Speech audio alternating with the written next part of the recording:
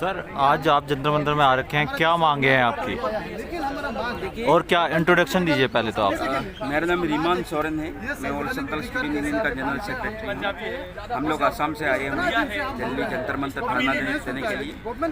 सभी को मालूम है कि इसी आपके बैनर पे 3 मांगे लिखी हुई हैं, क्या मांगे हैं ये 3?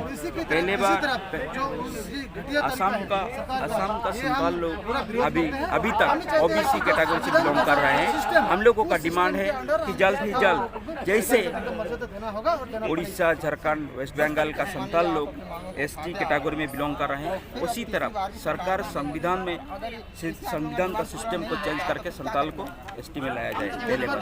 दूसरा बार 2003 में 47 लैंग्वेज एक्सीड्यूट में इंक्लूडेड लैंग्वेज है, वही लैंग्वेज से अभी तक 47 लोग ना पढ़ने के लिए ना लिखने के लिए मौका मिला है। हम लोग मांग कर रहे हैं कि जल्द ही जल्द 47 लैंग्वेज को इम्प्लीमेंट किया जाए, प्राइमरी से यूनिवर्सिटी तक।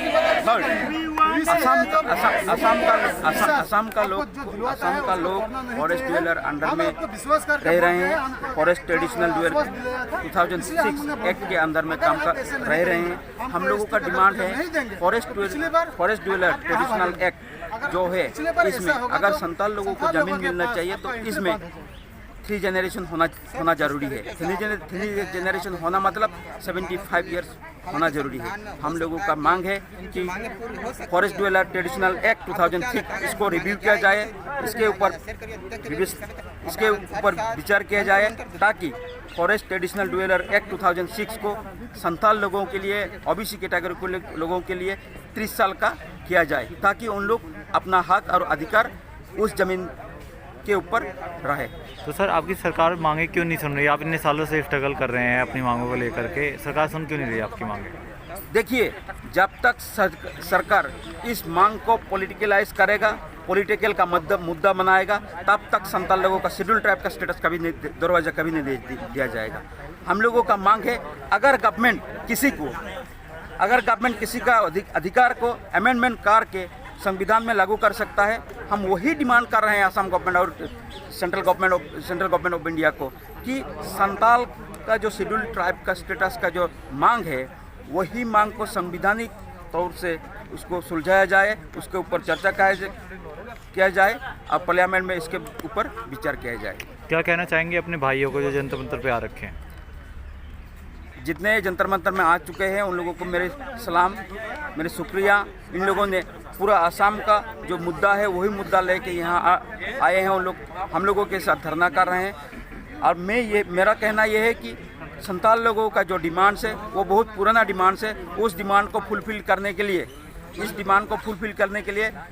ताकि 100 साल भी लग जाए, 47 लोग हम लोगों के साथ है, हम लोगों का डिमांड के साथ है, हम लोगों के मांगों के साथ है। वो लोग हम लोग के साथ रहेंगे आगे तक। जितना इस मूवमेंट को चलाया जाए वो सभी 47 लोग हम लोगों के साथ रहेंगे। सर आप क्या कहना चाहेंगे जंतर मंतर पे अपनी मांगों को लेकर के? हम अपने मांगों के लिए बहुत सालों से हम ये मांग कर रहे हैं कि हमको दरवाजा एसटी के दरवाजा देना है, लेकिन अभी तक सरकार फिलहाल ये एहसास नहीं किया कि अगर 47 लोगों, अगर वो 47 एक बार जग गया तो उसको कोई भी रुक नहीं सकता। अब देखिए झारखंड में जो ब्रिटिश से लड़ाई हुआ, उसमें ब्रिटिश भाग के झारखंड को छोड़ के चला गया। ऐसे ही हम अगर इस देश में हम रहने वाला है, अगर सरकार ये मुद्दा ये इम्पोर्टेंस नहीं देते तो देखिए ये पिछले बार ये बीजेपी सरकार भाग जाएगी और बीजेपी सरकार गवर्नमेंट में नहीं आ पाएगा। लेकिन क्योंकि वो हमको ऐसा आश्वास दिलाया था कि इस बार अगर सरकार बनाने में आपको मदद कीजिए हम लोगों को, कि हम आपको एसटी दिलाएंगे, हम आपको एसटी की दरवाजा देंगे। लेकिन अभी तक देखा है कि सरकार इस मुद्दा पे कोई चर्चा नहीं हुआ। लोकसभा में भी, राज्यसभा में भी, दोनों पार्लियामेंट में भी चर्चा नहीं हुआ। तो आगे की रणनीति क्या रहेगी? आगे रणनीति ये है, हमारा जो मांग है ये जारी रहेगा, और जो स्ट्रॉन्ग है, जो प्रोटेस्ट है, इससे ज़्यादा स्ट्रॉन्ग प्रोटेस्ट होगा। और हमारा बात ये क्लियर है, अगर ये डेमोक्रेटिक, अगर ये नॉन वायलेंस गवर्नमेंट को समझ में नहीं आते हैं तो हम सोचेंगे कि इसके अलावा हम क्या कर सकते हैं। तो इसका जो डेमोक्रेसी सिस्टम और ये पीस सिस्टम के अलावा अगर हम किस तरफ से जाके हम ये मुद्दा को उठाएंगे, यही हम सोचेंगे।